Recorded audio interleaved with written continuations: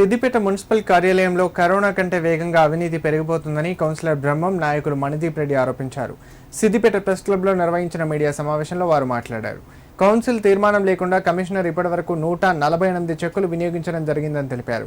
Municipal కార్యాలయంలోని commissioner chamber మోడిఫికేషన్కు ఒకసారి మెప్మా నిధులు వాడామని చెప్పడం, మరొకసారి అడిగితే సొంత నిధులతో చేసుకున్నారని చెప్పడం కమిషనర్ అశ్వత్ కుమార్కు తగదన్నారు. అన్ని విషయాలపై ఆర్టీఐ ద్వారా సమాచారం తీసుకున్నామని, వీటిపై సమగ్ర విచారణ జరపాలని డిమాండ్ చేశారు. కరోనా కంటే ఎక్కువ అవినీతి విజృంభిస్తుంది. అది ఈ మున్సిపల్ కమిషనర్ ఇప్పుడు అశ్వత్ కుమార్ వచ్చినప్పటి నుంచి అయితే చాలా తీవ్రంగా విలయతాండవం చేస్తుంది అవినీతి అనేది.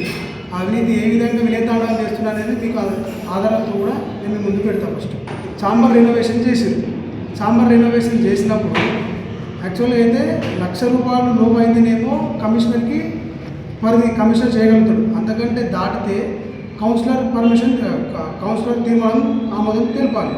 మీరు ఆ రెనోవేషన్ ఏ నిధులతో చేశారు, దానికి ఎంత ఖర్చు అయింది, మరి కౌన్సిల్ తీర్మానం తీసుకోరా అంటే నేను అది మెఫ్మా నిధులతో చేశాను, దానికి ఇంకా నేను కాంట్రాక్టర్ చెప్పి చేశాను కానీ ఎలాంటి టెండర్ నేను ఇంకా పెట్టలేదు, పెడతామని సమాధానం ఇచ్చింది. దాని తర్వాత ఇప్పుడు ఆర్టీఐ ద్వారా మేము అడుగుతేనేమో సమాధానం ఇష్టపడైతే ఇస్తుంది. దాని గురించి అడగకుండా కౌన్సిలర్ అనే వ్యక్తి ప్రశ్న అడుగుతుంటే సమాధానం లేకుండా కౌన్సిల్లోకి వెళ్ళి మరియు తన ఛాంబర్లోకి వెళ్ళి లేచిపోతున్నాడు.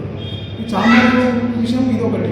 దాని తర్వాత రెవెన్యూ ₹100 ఎగ్జాంపుల్ చెప్తున్నా. ఒకటి ₹100 రావాల్సిన ట్యాక్స్ని ఏం చేసింది, గతంలోనే దానికి ₹20 వేసింది.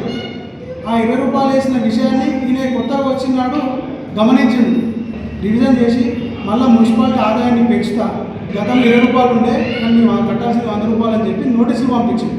వీళ్ళు నేను 40 కుదించి సదరు ఇంటి ఓనర్ దగ్గర నుంచి వీళ్ళు తాయిలాలు తీసుకున్నారు. మీరు కరెక్టు ఏ విధంగా అయితే మీరు నోటీసులు జారీ చేసిన సదరు ఇంటి ఓనర్కి అదే విధంగా మీరు వసూలు చేసి ఉంటే, మీ సొంత స్వలాభాలు చూసుకోకుండా వసూలు చేసి ఉంటే ఇవాళ 30 కోట్ల రెవెన్యూ అవుతుంది.